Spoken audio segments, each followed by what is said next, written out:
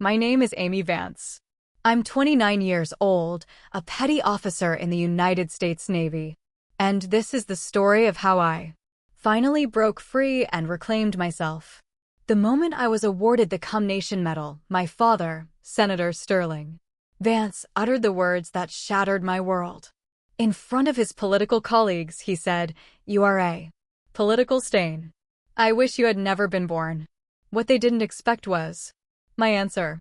A response forged in military discipline, not despair, that silenced the entire room and changed my life forever. If you have ever been made to feel like a disappointment by the very people whose validation you craved most, then listen closely. This story is for you. Let me know where you're listening from and hit like if you believe that honor is something we earn, not something we're given. The weight of the pearl brooch my mother pinned to my collar felt heavier than any body armor I would later wear. It was a cold, hard pressure against my 17-year-old throat. "Remember, Amy," she murmured, her reflection in the mirror as flawlessly composed as her voice. "Tonight you are not my daughter. You are a political asset. Do not disappoint me." Disappointment was the family business, and I was its most consistent product. Outside the manicured gardens of our estate in Lan, Virginia, were alive with the smooth, easy notes of a live jazz trio. The air smelled of magnolia and expensive perfume. This was a fundraiser for the Vance Foundation for Underprivileged Children. My mother's pet project, a masterpiece of public relations that did little for children and everything for my father's image. I stood beside him, a smiling doll in a dress that cost more than a month's rent for most people. The dull ache of a fresh bruise on my back hidden beneath the silk was a throbbing reminder of last night's discussion about my grades. "This is my pride and joy," Senator Sterling Vance boomed, his arm draping over my shoulder as he spoke to a major donor. "She'll be following the family into public service." His grip tightened, the pressure of his fingers, a clear, silent warning. "Perform well." I smiled, the expression feeling like a mask hardening on my face. A few days later, the performance ended, and for a brief, beautiful moment, I thought I could finally be myself. An envelope arrived. Not just any envelope. It was thick, cream-colored with the embossed seal of the Juilliard School. Inside was a letter offering me a full music scholarship. My dream, the one I'd nurtured in secret, practicing my violin for hours in the soundproofed basement, the only room in that house where I felt I could breathe. My hands were trembling as I walked into my father's library. It was his sanctuary, a fortress of dark mahogany and the scent of old leather and power. He was reading the Wall Street Journal, a glass of bourbon at his elbow. He didn't look up when I entered. "Father," I said, my voice barely a whisper, "I have something to show you." He lowered the paper, his eyes scanning me with the same detached assessment he gave his political opponents. I held out the letter. He took it, his movements unhurried. He read the first line and then a smile, a cold, sharp thing far more terrifying than any shout spread across his face. "Juilliard." He let out a short, derisive laugh. "To be what? A fiddler in an orchestra? An entertainer for the rich." He held the letter between his thumb and forefinger. Then, with a slow, deliberate cruelty that was meant to be witnessed, he began to tear it. The sound was quiet, a dry, rasping noise that echoed the tearing of my own heart. He didn't rip it in half. He tore it into small, precise pieces, letting them flutter down onto the Persian rug like dead leaves. "You will apply to Georgetown Law," he said, his voice flat. "Absolute. That is not a suggestion. It is an order." He stood, straightened his tie, and walked out of the library, leaving me standing in the ruins of my future. I just stared at the confetti of my soul scattered at my feet. I didn't cry. Tears were a weakness he had long since beaten out of me. That's when my mother, Eleonora, appeared in the doorway. She wasn't there to comfort me. She was there to clean up. She knelt gracefully, her movements fluid and practiced, and began gathering the scraps of paper. "Your father is Only thinking of your future, dear, she said. Her voice is light and airy as the music from the party. A lawyer can marry a judge, a senator, even. Who does a violinist marry? I looked at her, at this woman who gave me life only to help my father cage it. Her quiet complicity was the true architecture of my prison. The silence, the excuses, the pretense. They were the bars. A whisper escaped my lips, laced with a bitterness I didn't know I possessed. I'd rather marry no one than live a lie like you. The sound of the slap was sharp and absolute in the silent room. It snapped my head to the side, my cheek stinging with a heat that was both familiar and, for the first time, final. She didn't say another word. She simply finished collecting the last piece of my dream and left me alone. That night, sleep was impossible. The sting on my cheek had faded, but a new fire was burning inside me. I sat in the dark, the blue glow of my laptop screen illuminating my face. I typed escape into the search bar, then deleted it. I typed purpose honor. My search led me to documentaries about the U.S. Navy. I watched hours of footage. I saw young women, their faces set with determination, standing on the decks of massive warships as they cut through the ocean. They weren't anyone's political asset. They didn't belong to a father or a husband. They belonged to something bigger than themselves, a code, a country, a commitment. Their eyes were unflinching, unafraid. In my father's library, among the countless books on law and politics, there was one biography I'd read over and over. Abraham Lincoln. I thought of his story, his rise from a log cabin, his relentless will forged in hardship. A quote from him that I had memorized echoed in my mind. Most folks are as happy as they make up their minds to be. Staring at the images of those sailors, I made up my mind. I saw discipline that built you up instead of tearing you down. I saw a brotherhood, a sisterhood, built on earned trust, not inherited names. This was a world where honor was a verb, an action you took every day. It was no longer just an idea. It had become a plan, a way out. And as I sat there, the first hints of dawn striping the sky outside my gilded cage, a single question burned in my mind. A question that would propel me into a new life. Was there anywhere in this world where my worth wasn't a commodity to be traded? The plan born in the dead of night became my sole focus. The day after my 18th birthday, I withdrew a few hundred from my savings account, walked to the nearest Greyhound station, and bought a one-way ticket to Norfolk. The bus ride felt like a journey across an ocean. With every mile that separated me from land, the weight on my shoulders seemed to lighten. The recruiting office was exactly as I'd imagined, old, smelling faintly of stale coffee and pine sol, with motivational posters curling at the edges on the wood pan-led walls. The recruiting sergeant was a weathered, no-nonsense man with a thick neck and kind eyes. He looked at the MLAN address on my driver's license and raised a single skeptical eyebrow. But to his credit, he said nothing about it.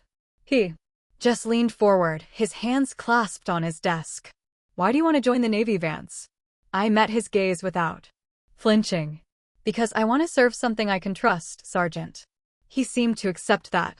He slipped the thick stack of papers across the desk. I read every line. And then I picked up the cheap government tissue pen. As the ballpoint pressed into the paper, I felt it. A final invisible chain snapping. It was the most important signature of my life, an act of rebellion and reclamation all in one. It was my declaration of independence. When I got home that evening, the house was quiet. Dinner was already on the table, perfectly seared filet mignon, asparagus with Holland sauce, a scene of domestic tranquility. I walked to the dining table, my father at its head, my mother at its foot, and said nothing. I simply placed the folded government-sealed contract on the polished mahogany surface right next to his plate. The silence that followed was heavy, suffocating. Sterling put down his fork. He picked up the papers. As his eyes scanned the official United States Navy letterhead, His face usually a carefully controlled mask of political calm contorted. It was a slow, terrifying transformation from disbelief to pure unadulterated rage. My mother was the first to break. She let out a shriek, a sound of genuine horror, as if she just witnessed a murder. "Are you insane, Amy?" she wailed, rising from her chair. "You're throwing your future away. You're destroying this family." My father remained silent. He just stood up, his face as cold and hard as granite, and jerked his head toward the library. It was a command I knew all too well. My mother rushed to me, grabbing my arm, her nails digging into my skin. "Go. Apologize to him. Amy, please tell him you'll take it back." I gently pried her fingers off my arm. "It's too late for that, Mother." The library doors closed behind us with a heavy final thud. This time he didn't reach for his belt. This time he used his hands. He wanted to feel me break. He wanted the satisfaction of my submission. He grabbed my arm and threw me against a bookshelf. Books tumbled to the floor. He struck me across the face, the force of the blow sending a shock wave through my skull. But something inside me had changed. As he hit me, I looked at him. I saw not a father, but a tyrant losing his grip. I didn't cry. I didn't beg. I endured. With every blow that landed, a single verse echoed in the chambers of my heart. It was a line my grandmother, the only person who had ever shown me unconditional love, used to read to me from her worn-out Bible. "The Lord is my light and my salvation. Whom shall I fear? Whom shall I fear?" He hit me again. The words pulsed inside me. "Whom shall I fear?" Finally, his rage spent. He stumbled back, breathing heavily, his knuckles red. He looked exhausted, defeated. I used a nearby chair to pull myself up, my body screaming in protest. My lip was split, and I could taste the metallic tang of blood. I wiped my mouth with the back of my hand, leaving a crimson smear. And I spoke, my voice clear and steady, cutting through his heavy breathing. "This contract," I said, meeting his stunned gaze, "is the property of the federal government. If you attempt to interfere with it, you will be committing a felony," and I took a shaky breath, the fire in me burning away the pain. "I will be the first witness against you." He froze. Sterling Vance, the master legislator, the man who bent laws and systems to his will, was suddenly trapped by them. For the first time in his life, his immense power was utterly neutralized. He could call generals. He could call cabinet secretaries, but he could not make this document disappear without creating a political firestorm that would incinerate his career. The irony was devastating. My father, a powerful member of the Senate Armed Services Committee, who gave fiery speeches about strengthening our military, was brought to his knees by the enlistment contract of his own daughter. I had used his system to defeat him. I looked into the eyes of the bully, now rendered impotent, a king without a kingdom. There was no more fear. There was only a vast empty space where it used to be. "Goodbye, Father," I said, the words feeling clean and final. "I'm going to serve my country." And then I turned my back on him. I walked out of that library, out of that house, leaving him standing there, a silent statue amid his expensive, leather-bound law books. I didn't look back. I was finally truly free. I walked away from my father's house, a free woman. I stepped off the bus at Recruit Training Command, Great Lakes, Illinois, and became a nameless number. The January wind whipping off Lake Michigan was a physical assault. 1,000 tiny needles piercing my skin. It was the first of many shocks to the system. My long hair, once a point of pride for my mother, was sheared off in a matter of seconds, falling to the floor in a sad, lifeless heap. My designer clothes were replaced with a stiff standard-issue uniform. Along with 100 other recruits, I was screamed at, broken down, stripped of every shred of individuality until we were nothing but a single synchronized machine. For many of the girls crying silently in their bunks at night, this place was hell for me. This structured chaos was a strange kind of sanctuary. Here, the screaming had a purpose. The rules were clear. And, for the first time in my life, everyone was treated exactly the same. It didn't matter if you were a senator's daughter from Virginia or a farmer's daughter from Iowa. Your name didn't matter. Your past didn't matter. All that mattered was what you could do right here, right now. The weeks of boot camp blurred into an endless cycle of exertion and exhaustion. Push-ups and freezing mud until my arms trembled uncontrollably. Long runs in the pre-dawn darkness as snow spit from a gray sky. Learning to field strip and reassemble my rifle. Blindfolded until my fingers were raw and the scent of gun oil was permanently etched into my skin. I grew thin and hard. My body a collection of new bruises. But these bruises were different.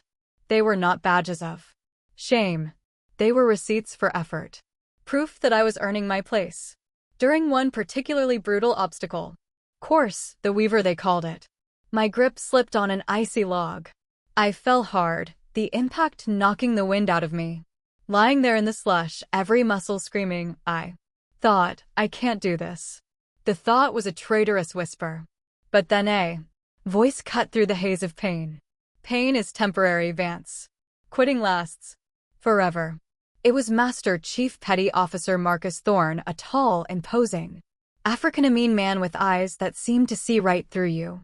He was our lead instructor, a man who spoke in absolutes and radiated an authority that had nothing to do with wealth or politics. It was earned. His drill instructors often quoted the legendary football coach Vince Lombardi. Fatigue makes cowards of us all. Master Chief Thorne embodied the opposite of that. He was courage personified. His words hit me harder than the fall. I gritted my teeth, found my feet, and hauled myself back onto the obstacle. I finished the course. Master Chief Thorne started to watch me.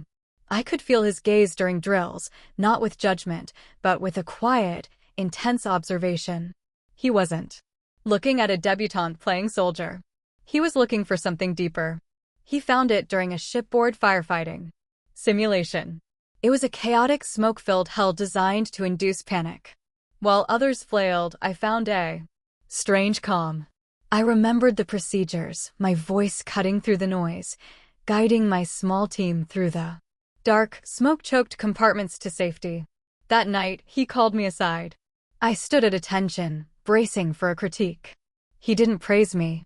He just looked at me for a long moment, his expression unreadable.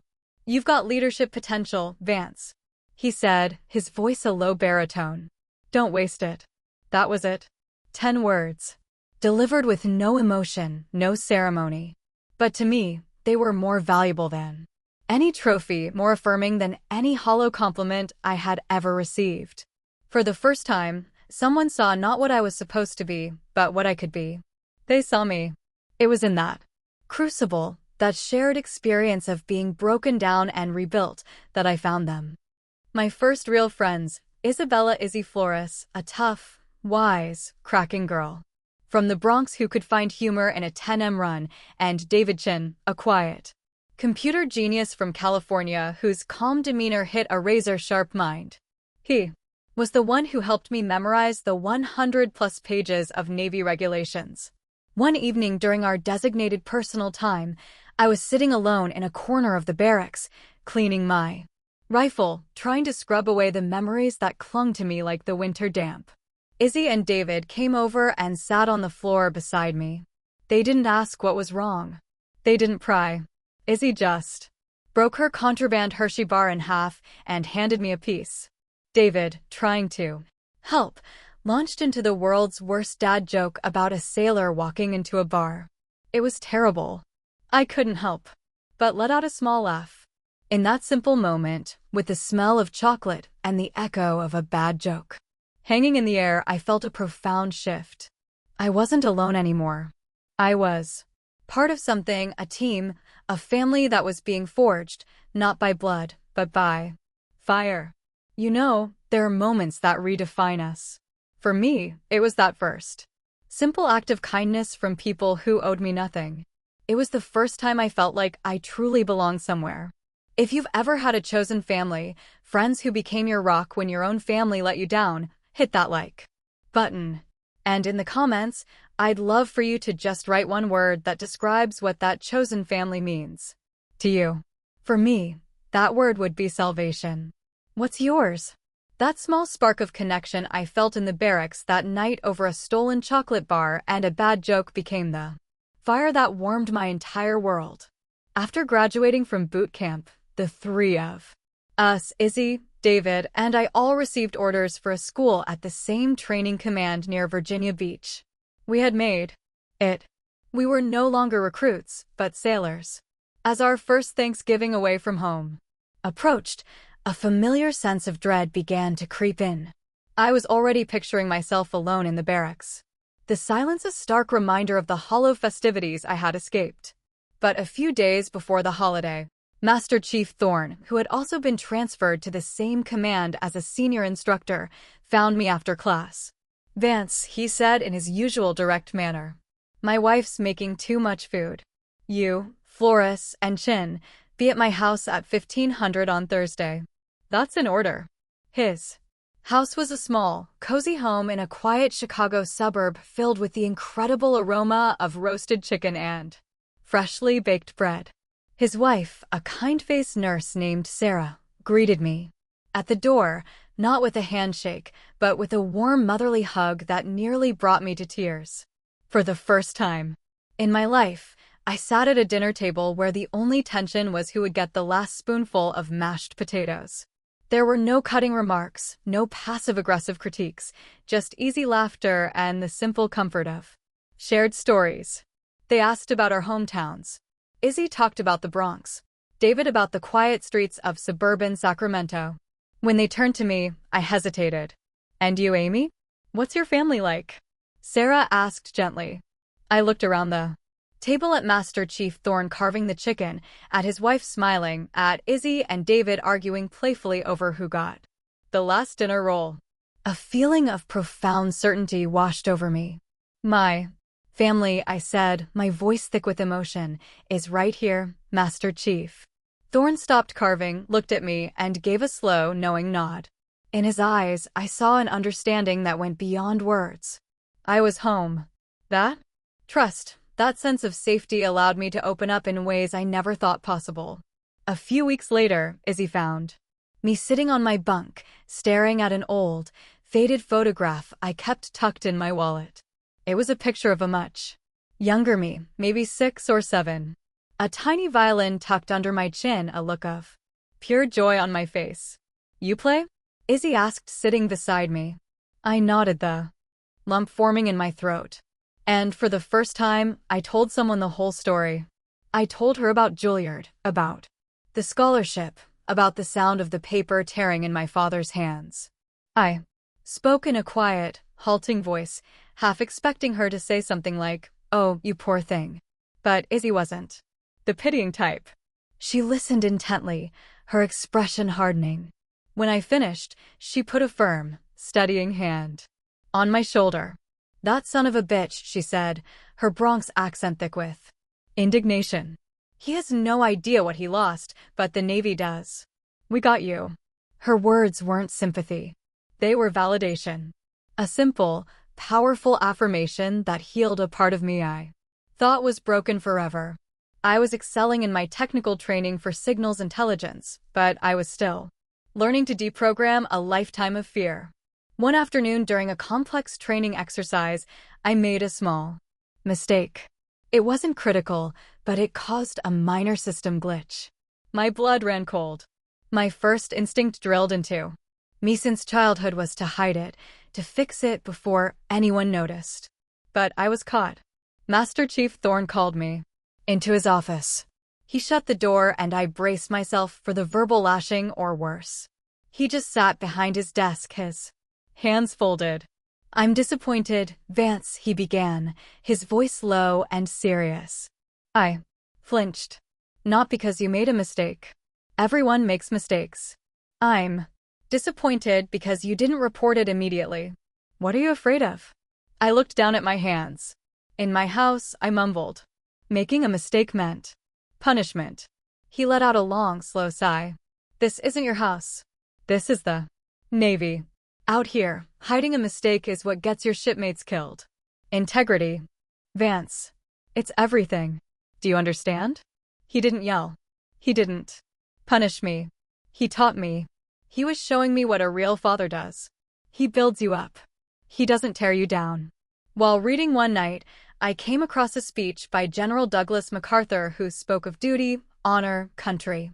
I realized then that what my new family was showing me was a form of that duty, the duty to care for one another. On my birthday, I expected nothing. It had never been a day of real celebration, just another command performance. When I walked back to my room after a long day of classes, the lights were off. I flicked them on. Surprise! Izzy and David were standing there, a single cupcake with a lit candle sitting on my desk. They launched into the most off-key, tone-deaf rendition of Happy Birthday I had ever heard. It was beautiful. Their gift was a small rectangular case. I opened it. Inside, nestled in worn velvet, was a violin. It was old, clearly used, the wood scarred with age. "We found it at a pawn shop," David said sheepishly. It's not much, but I couldn't speak. The tears I had held back for so long finally came. Not the hot, painful tears of my old life, but tears of overwhelming, heartbreaking gratitude. That night, in our cramped barracks room, I lifted the old violin to my shoulder. My fingers, now calloused from training, still remembered the notes. I played a soft, simple melody. The music I thought had been silenced forever. And I played it for them, for my family. Years passed. The quiet, uncertain girl who signed an enlistment contract became a woman. I poured myself into my work, finding a sense of purpose and clarity in the complex world of signals intelligence. The Navy became my life, my home, my true north. I rose through the ranks, earning the respect of my peers and superiors. I was Petty Officer First Class Amy Vance. Now I had a name, and it was one I had built for myself. After a grueling 6-month deployment in the Persian Gulf, my team and I intercepted a critical piece of intelligence that thwarted a planned attack on a U.S. carrier strike group. It was the culmination of everything I had learned. A moment of intense pressure, where my training, my instincts, and my team's flawless execution all came together. I never did it for the glory. I did it because it was the mission. So when my commanding officer informed me I'd been put in for the Navy and Marine Corps Commendation Medal, I was genuinely shocked. It felt unreal. Master Chief Thorne, now a mentor and a constant presence in my life, was the one who presented me with the medal in a small, informal ceremony on base before the official one. As he pinned the ribbon bar on my uniform, he looked me in the eye. "You earned this, Amy," he said, using my first name, something he rarely did. "Don't you ever doubt that." The news of the commendation eventually filtered through the official military channels, and that's when the past came calling. It was an unknown number from a DC area code. I almost didn't answer, but I did. "Amy, darling, it's Mom." The voice was a ghost, syrupy, sweet, and chillingly familiar. It was Eleonora. My hand tightened on the phone. A memory flashed, unbidden, her face cold and impassive after she had slapped me in the library. "Your father and I heard the news." "Oh, we are just so incredibly proud of you," she chirped, the artificial brightness of her tone scraping against my ears like nails on a chalkboard. I was silent, stunned. The word proud felt alien coming from her lips. The only pride they'd ever shown was in the political asset I was supposed to become. Proud was all I could manage to say, my voice flat. She steamrolled right over my coldness, a tactic I knew well. "The official ceremony is in Washington, isn't it? That's just wonderful. Your father is already arranging a special family dinner to celebrate. A real hero in the family. He can't wait to see you." A cold knot of dread formed in my stomach. I wasn't a fool. I knew what this was. My father was gearing up for his re-election campaign. A patriotic senator, a key member of the Armed Services Committee, seen publicly celebrating his decorated Navy hero daughter. It was a public relations goldmine. A perfect photo op. to erase years of rumors about our fractured relationship. It was a move on a chessboard, and I was once again the pawn. I knew all of this. My mind, trained to see patterns and analyze threats, saw the trap as clearly as a flashing red light on a console. And yet, a tiny, treacherous part of me, the ghost of the little girl who just wanted her father's approval, whispered, "But what if it's different this time? What if he really is proud?" It was a stupid, dangerous hope, a weed I thought I had long since ripped out. But there it was, stubbornly pushing its way through the cracks in my carefully constructed defenses. I felt like I was betraying myself just by considering it. In my bunk that night, I found myself reading a book I kept with me, Viktor Frankl's Man's Search for Meaning. A line I had underlined seemed to mock me from the page. When we are no longer able to change a situation, we are challenged to change ourselves. I had changed myself. Was I really going to let them drag me back into a situation I couldn't change? The next day, I told Izzy and David about the call. We were sitting in a small coffee shop off base. The smell of roasted beans a welcome comfort. Izzy, never to mince words, snorted into her latte. "Don't be a sucker, Amy," she said bluntly. "It's a trap. He doesn't care about the medal. He cares about the votes that medal can get him." David, ever the cautious one, looked at me with concern. "Are you sure you're ready for that? To see them again?" Their words were like a splash of cold water, grounding me in reality. But it was Master Chief Thorne's counsel that truly centered me. I found him in his office, and after explaining the situation, I asked him what he thought I should do. He didn't give me an answer. He never did. Instead, he leaned back in his chair and looked at me, his gaze steady and unwavering. "The decision is yours, Petty Officer Vance. You're a grown woman, but I want you to remember who you are." He leaned forward, his voice dropping to a quiet, powerful intensity. "You are a petty officer, first class in the United States Navy. You have served your country with distinction. You have earned the respect of your peers. You built that. You did.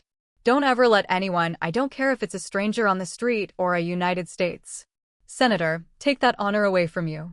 His words fortified me. He was right. The name on my uniform, Vance, might have been given to me, but the rank, the medals, the person I had become, that was all mine. I had forged it in fire, and I would not let the shadows of the past extinguish that flame. I made my decision. I would go not for them but for me. I would face them not as their daughter but as myself. And this time I would not be the one who broke. I walked into the private dining room at the Capitol Grill in D.C., feeling like a soldier entering a minefield. The air was thick with the scent of expensive steak and political ambition. I wore my service dress blue uniform. The dark fabric a shield, the ribbons on my chest a testament to a life they didn't know. My reflection in the polished wood panels was of a stranger, composed, disciplined, and ready. Sterling and Eleonora were already there holding court with two other senators and their wives. They looked like the perfect American power couple. My father saw me and his face lit up with a brilliant false smile. He strode over and enveloped me in a stiff theatrical hug. "Perform well," he whispered into my ear, his breath smelling of bourbon. For the next hour, I was the star of his one-man show. He regaled the table with a beautifully crafted fiction of our family life, a story of his unwavering support for my patriotic calling. He spoke of his pride, his voice booming with sincerity. I sat there, a silent smiling prop in his production, my posture perfect, my expression neutral. I was an ocean of calm on the surface, but a storm was raging underneath. I could feel the tectonic plates of my life shifting, grinding towards a final, inevitable earthquake. Finally, the other guests departed, leaving a trail of polite goodbyes and empty wine glasses. The moment the door clicked shut, the performance ended. The masks dropped. It was Eleonora who fired the first shot, her voice dripping with thinly veiled disapproval. "You look so thin, Amy, and that tan." Senator Brighton's wife kept asking me why I would let my daughter suffer like this. My father waved a dismissive hand. swirling the last of the red wine in his glass. "That medal is all well and good," he said, his tone condescending, as if speaking to a child who had brought home a gold star sticker. "But it's time to end this little game. You've had your experience. I have a policy aide position waiting for you on my staff. You start Monday." They weren't asking. They were informing me of my future. A future where I would be tucked neatly back into my box, the decorated pawn on his political chessboard. The years of my service, my sacrifice, my entire life. It was just a game, an experience. I took a slow, deliberate breath. The one my instructors had taught me to take before entering a hostile situation. "It wasn't a game, Senator," I said, my voice quiet, but firm. "I am a sailor in the United States Navy, and I am proud of my service." The use of his title, not his name, was the spark. His control, so absolute for so long, finally shattered against the wall of my calm defiance. He couldn't command me. He couldn't hit me. Not here. So he reached for the only weapon he had left, the one designed to annihilate my very soul. He stood up, raising his wine glass in a mock toast. The light caught the deep red of the liquid, and for a moment it looked like a glass of blood. He stared directly at me, his eyes filled with a contempt so pure it was breathtaking. And then he said the words I told you in the beginning. The words that had been the unspoken truth of my entire childhood, now finally given a voice. "You are a political stain," he said, his voice low and venomous. "I wish you had never been born." The world stopped. The clatter of the restaurant outside faded to a dull roar. For one single shattering second, I felt my heart break. It was a physical sensation, a crack spreading through my chest. The little girl inside me, the one who had never stopped hoping, finally died. And then the sailor took over. The discipline, forged in fire and ice, rose up and took command. My spine straightened. My shoulders went back. I rose from my chair, not as a wounded child, but as an equal. I thought of Rosa Parks, of the immense power in the quiet refusal to be moved. I would not be moved from my honor. I looked my father in the eye. "Senator," I said, and my voice was a revelation. It did not tremble. It was clear, resonant, and utterly devoid of fear. "If my existence is a stain, then as of this moment, you are clean." I turned my head and met the horrified gaping stare of my mother. "And so are you," I added, my voice cutting the final chord. I reached up and squared the shoulders of my uniform jacket, a small, deliberate gesture of self-respect. Then I executed a perfect about-face and walked. I did not run. I did not stumble. I walked out of that room, my footsteps echoing in the stunned, suffocating silence I left behind. They had built my prison, and with their own words they had just handed me the key. I walked out of that restaurant and never looked back. That was the moment I chose my own honor over their approval. Forever. It was terrifying, and it was the most liberating moment of my life. If you've ever had to make a hard choice to protect your own peace and dignity, even if it meant walking away from someone you were supposed to love, please hit that like button to show some support for everyone who's been there. And in the comments, just type the words, "I stand," if you believe that true strength is standing up for yourself, no matter the cost. I drove out of Washington, D.C. that night on pure adrenaline. My hands were gripping the steering wheel so tightly my knuckles were white, but my mind was eerily calm, like the eye of a hurricane. The city lights blurred into streaks in my rear-view mirror as I headed south on I-95. I didn't drive to the empty hotel room I had booked. I drove toward the only place that felt like home. I drove to Naval Station, Norfolk. It was well past midnight when I pulled into the deserted parking lot near the barracks. Under the orange glow of a single sodium lamp, I saw two figures waiting for me, leaning against Izzy's beat-up Honda Civic. It was her and David. It was as if they knew somehow that I wouldn't be okay, that I would need them. I killed the engine and just sat there for a moment. The silence of the car a stark contrast to the storm that had just ripped through my life. Izzy didn't wait. She walked over, opened my car door, and simply pulled me out and into a fierce, protective hug. David was right behind her, pressing a cold bottle of water into my hand. They didn't ask, "What happened?" They didn't need to. They just said, "We're here. We got you." And in the steady, silent embrace of my friends, I finally allowed myself to cry. But these weren't the tears of a victim. They were the tears of a survivor. A release of a lifetime of pain that I had finally decisively walked away from. The next morning, the counterattack began. My phone started buzzing relentlessly just after dawn. It was a coordinated assault. First, a text from Eleonora, dripping with false concern. "I'm so sorry, sweetheart. Your father was just under a lot of stress. Please call me."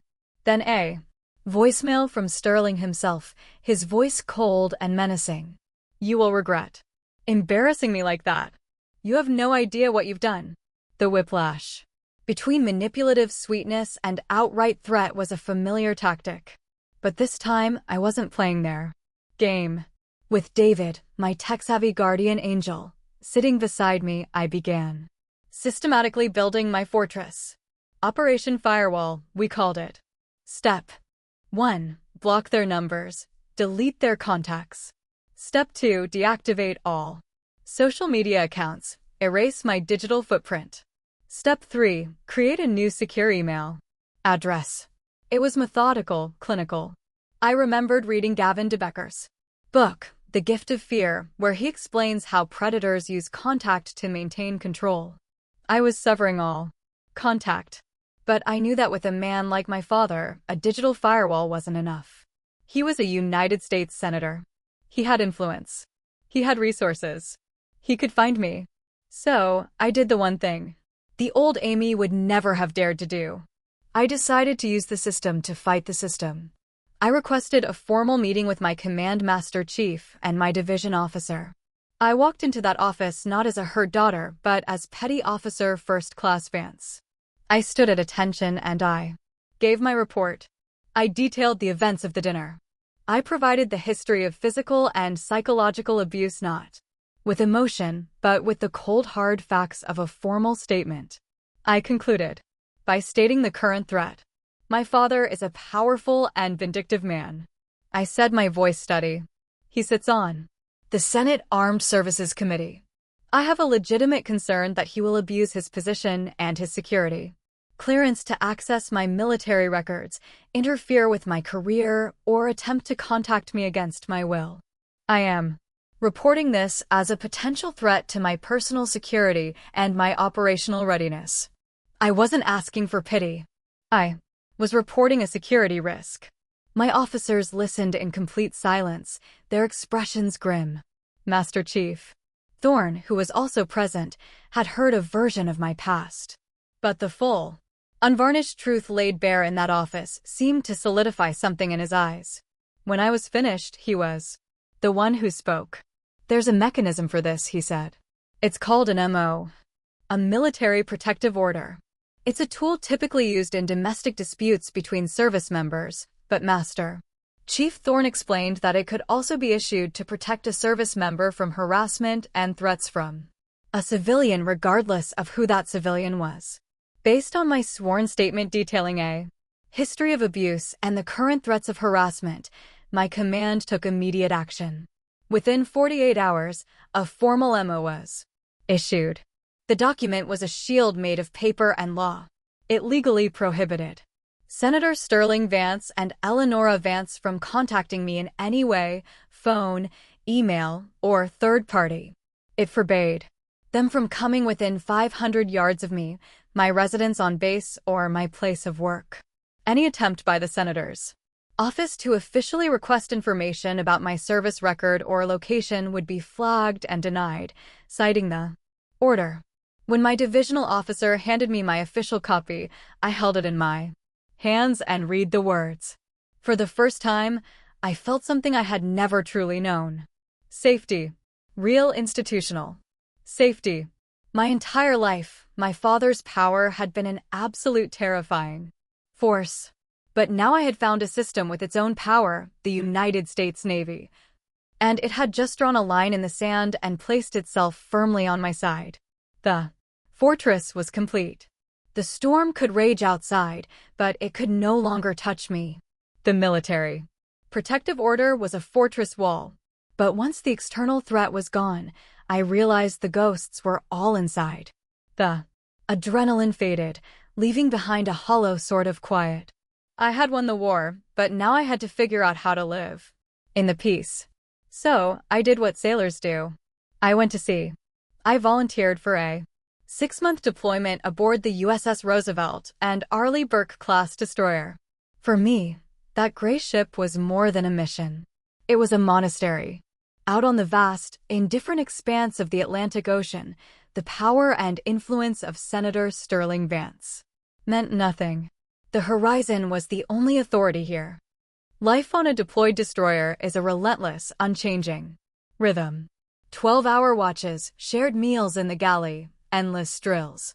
That rigid structure, which might feel suffocating to some, became my therapy. It gave me a framework to exist within, a predictable pattern that crowded out the chaotic memories. Standing watch on the bridge wing late at night under a dome of brilliant stars untouched by city lights, I felt the smallness of my own story against the backdrop of eternity. The salt spray on my face felt like a baptism, washing away the residue of my old life. But you can't outrun what's inside your own head. Before I left, Master Chief Thorne had encouraged me to speak with someone from Fleet and Family Services. Even the strongest steel has stress fractures. Amy, he'd said, doesn't make it weak, makes it smart to get it checked out. The ship had a counselor on board, a calm, patient woman in her late 40s named Lieutenant Commander Evans. I made an appointment. In our first session, I was guarded. I talked about work stress and operational tempo. I was a sailor discussing the pressures of the job. She listened patiently, then gently steered the conversation. And how did you deal with pressure when you were younger, Petty Officer Vance? The question was so simple, yet it felt like a key turning in a lock I hadn't touched for years. The door creaked open. And for the first time, I talked about the library. I talked about the belt. I described the cold silence that followed, the storms of his rage. She listened without judgment. Then she asked another simple question. What do you call that? I hesitated. The words I'd always used circled in my head. He was strict. He had a temper. It was just discipline. The excuses felt thin, pathetic out here. In the open. He was hard on me, I said. The words feeling like a lie. She just waited. The silence in her small office was absolute, broken only by the low hum of the ship's ventilation. Finally, I looked her in the eye and the real word, the true word, clawed its way out of my throat. Abuse, I whispered. It was abuse. Saying it aloud was like pulling a poisoned arrow from my own heart. It hurt, but for the first time, I could finally see the wound for what it was. Our sessions continued throughout the deployment, sometimes in person, sometimes via secure video call when our schedules conflicted. Alcide Evans introduced me to the work of Nee Brown, a researcher whose books I started devouring on my tablet. Brown wrote that vulnerability wasn't weakness, but our most accurate measure of courage. That idea became a lifeline. It gave me the courage to be vulnerable with myself. I began to identify the toxic scripts my parents had programmed into my brain. You are not good enough. You are a burden. Your worth is conditional. It was hard, painful work. Some days I felt emotionally exhausted, like I'd run a marathon in my own mind. But I wasn't alone. Izzy and David, deployed on different ships in the same strike group, were my constant support. We'd have weekly video calls where we'd complain about our chiefs, share stupid memes, or just watch the same movie together from 1,000 miles apart. Their unwavering friendship was the anchor that kept me steady through the emotional storms. Slowly, almost imperceptibly at first, things began to change. I started to laugh more easily. A real genuine laugh, not the polite hollow sound from my past. I joined the ship's volleyball team, my competitive streak. Finally finding a healthy outlet. I taught David the basic chords.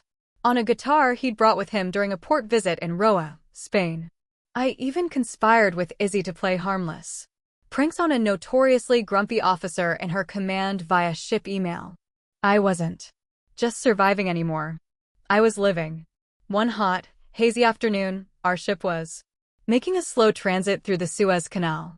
I was off watch, standing on the deck, feeling the warm, dry desert wind on my face. The sun was bright, the sky a vast, pale blue. I watched the sandy shores of Egypt slip by, a landscape as ancient as time itself. And in that moment of profound peace, I realized something startling. I hadn't thought about my parents in days. Not in anger, not in sadness, not at all. Their ghosts were no longer haunting my every waking moment.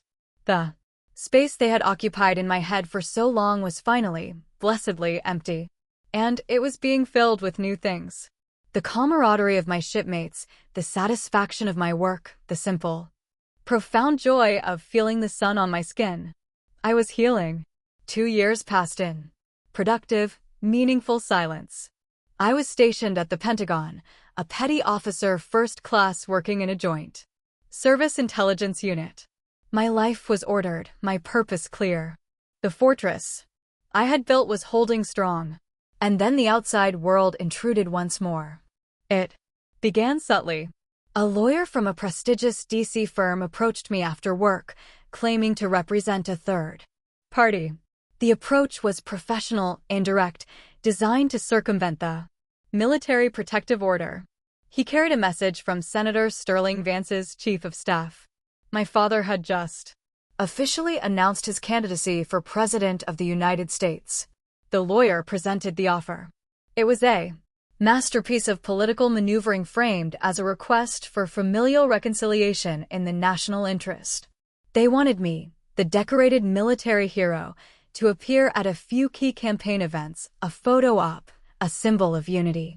It was his final, most desperate attempt to sanitize his image and neutralize me as a political liability.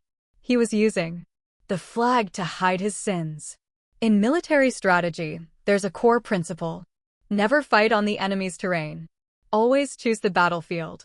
The old Amy would have refused, run, or hidden. The new Amy saw an opportunity.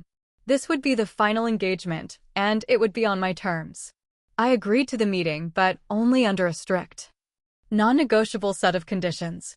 1. The meeting would take place at the grounds, the coffee shop inside the National Museum of the Marine Corps in Triangle, Virginia. It was a place of honor, of sacrifice. It was my turf. 2. I would be in uniform. 3. It would be just the two of us. No lawyers, no aides, no Eleonora. Desperate for the image he needed, he agreed to all of it. I arrived early and chose a table with a clear view of the entrance, the soaring glass atrium of the museum visible behind me. I sat with my back perfectly straight, my hands resting calmly on the table.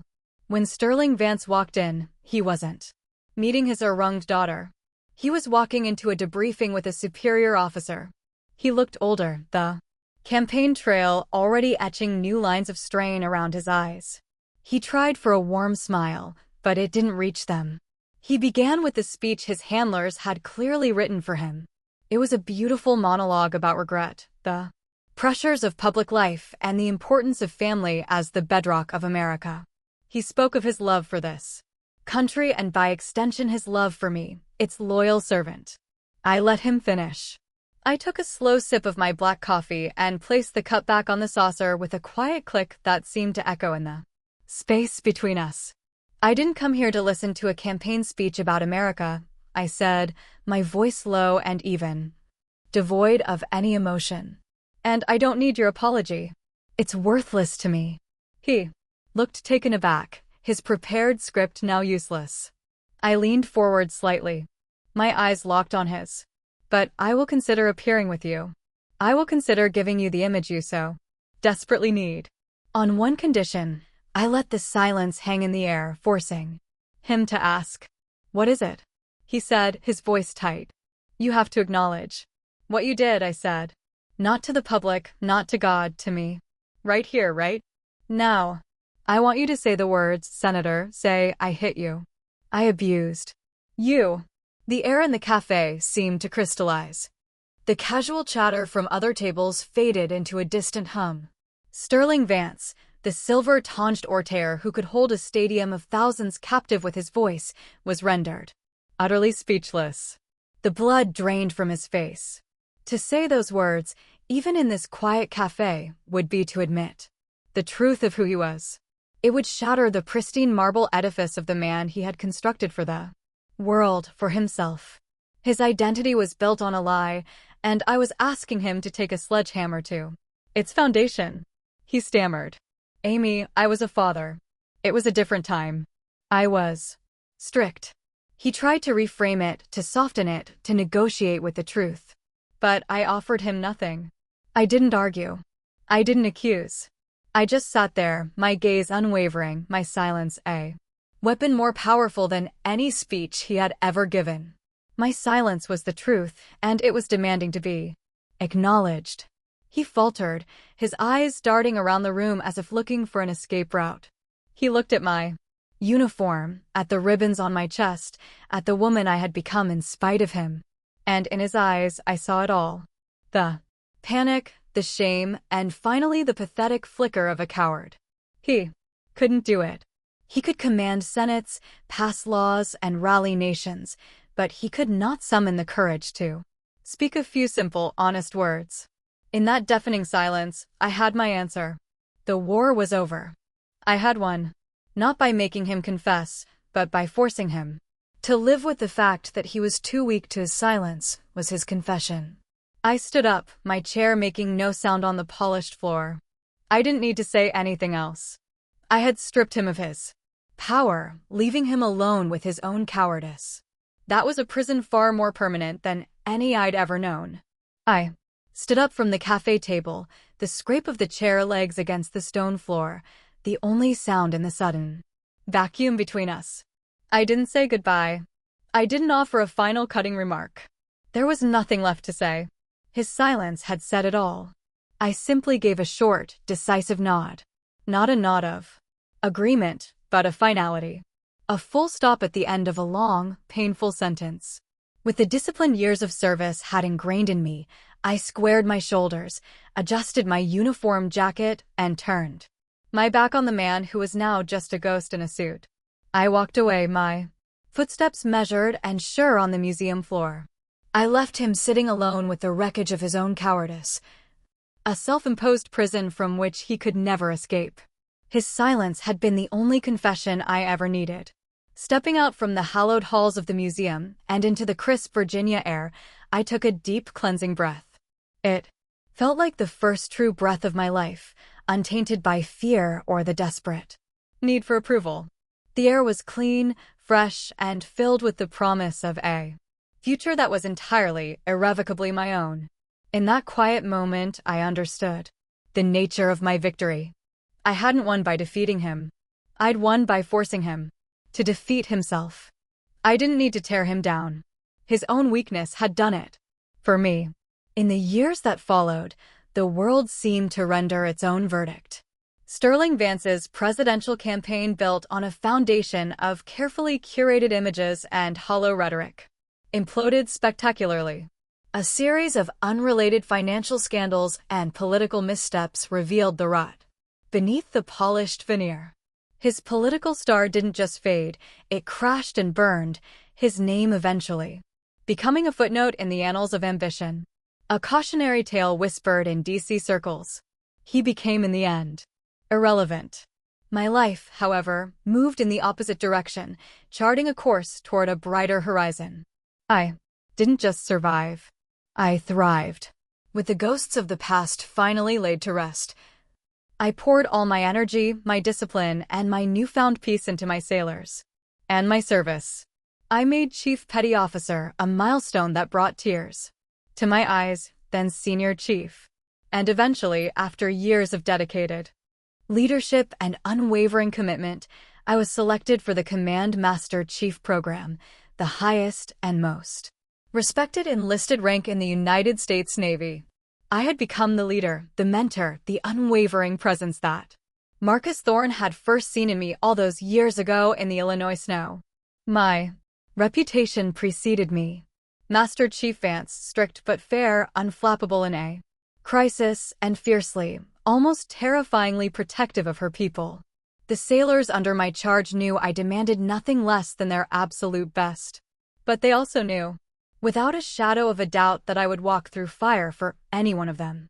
My legacy wasn't going to be a law passed in the Senate or a name engraved on a university building.